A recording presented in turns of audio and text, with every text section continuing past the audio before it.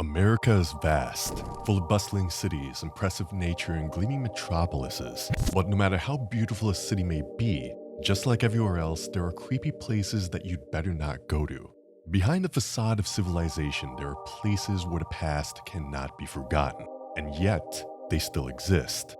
Some of them are considered dangerous, others cursed. In this video, you'll discover creepy places in America, marked by suffering, death, and mysterious events. Places that to this day exert an eerie attraction, and whose atmosphere takes your breath away. Small side note, there are really a lot of creepy places not just in America but all over the world, and we'll look at them all piece by piece. So there will be several parts of this format, so to speak. Now enjoy the video. High above the forests of Louisville, Kentucky sits a decaying building that resembles a fortress more than a hospital. The Waverly Hills Sanatorium opened in 1910, right in the middle of a time when the world was being ravaged by one of the deadliest diseases in history, tuberculosis, also known as the White Plague. There was no cure, no vaccine, no salvation, only suffering and silence. Originally built for around 40 patients, the building was expanded over the years.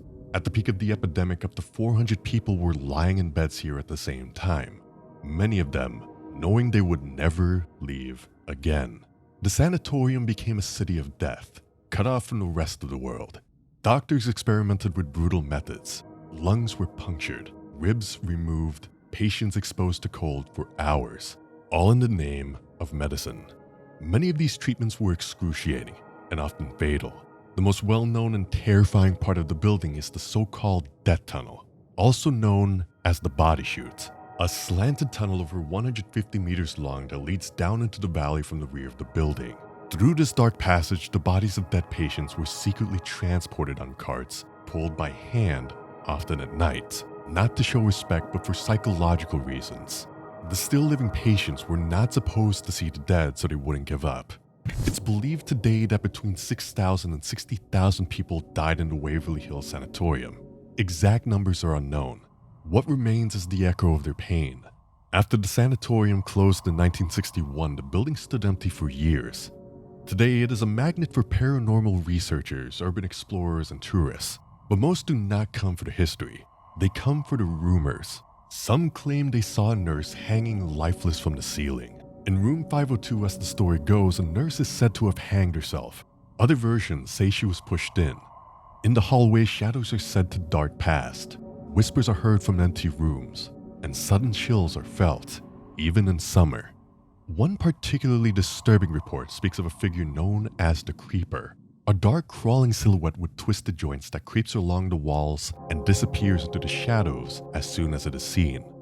But perhaps the scariest part of the Waverly Hills Sanatorium is not what you see, but what you feel. A pressure in the chest that cannot be explained. In the middle of the modern city of San Jose, California, there is a house that at first glance looks like a magnificent mansion. Well-kept gardens, Victorian architecture, multi-story towers, and intricate wooden decorations. But as soon as you step through the door, it becomes clear. Something is not right here.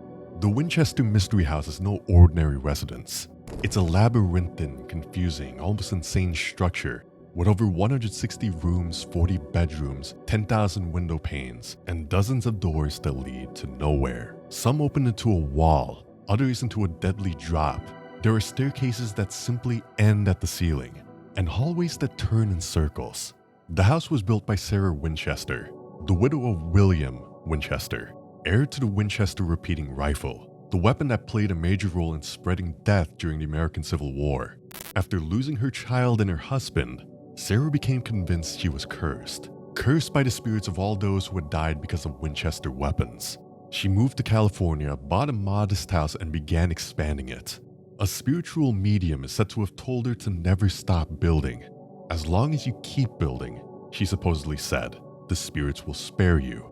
And so Sarah Winchester did something almost unbelievable. She had construction going on in her house for 38 years without interruption. Day and night, no breaks, no plan. Not to create more space, but to confuse the spirits. The result is a building that feels like a nightmare. Secret rooms, hidden corridors, windows in the floor, chimneys that lead nowhere. Visitors constantly discover new elements. Some doors open into an abyss, others to tiny windowless chambers, too small for a person, but big enough for something else. And indeed, many report strange phenomena inside the house. Cold drafts in rooms without windows, footsteps in empty hallways, the sound of a mechanical typewriter, even though no one is there. Sarah Winchester herself is said to have retreated every evening at the same time to the so-called Blue Room, a small windowless room in the center of the house where she supposedly spoke with spirits and received new building plans. She died in 1922, but the house still stands as a museum, as an attraction, or some say, as a prison, not for the visitors, but for what still lives inside.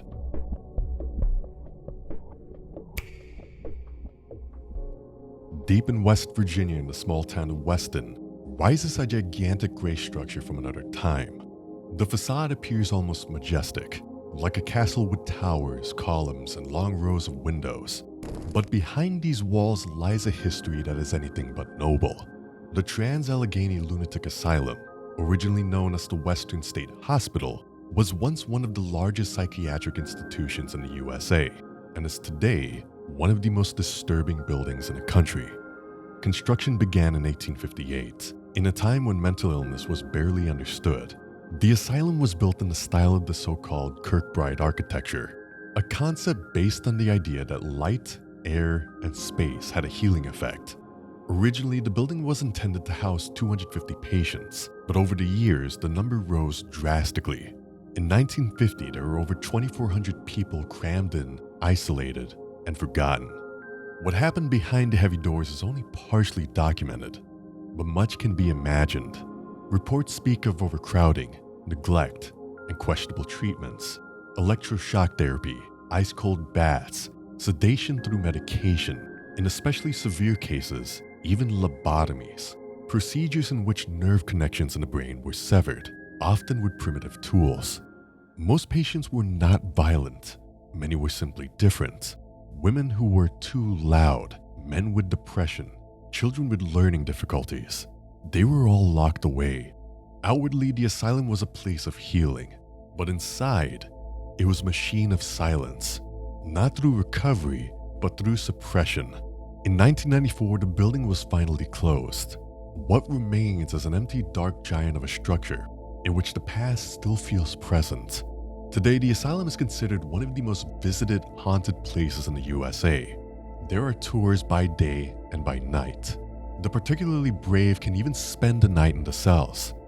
Visitors report screams from empty hallways, sudden cold spots, shadows in doorways.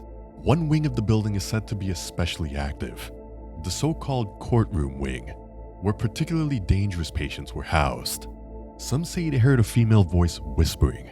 Others report a child's hand tugging at their jacket, even though no one was nearby. It remains unclear what really haunts these rooms. One thing is certain, there are places that just feel wrong, and sometimes all it takes is a glance or strange feeling in your gut to know something's not right here. As I said, this was just the beginning. There are so many more places like this in Canada, South America, Asia, all over the world, and we're going to explore them all one by one. So if you enjoyed this, feel free to subscribe, leave a like, and hit the bell so you won't miss the next video. Until then, take care. Bye.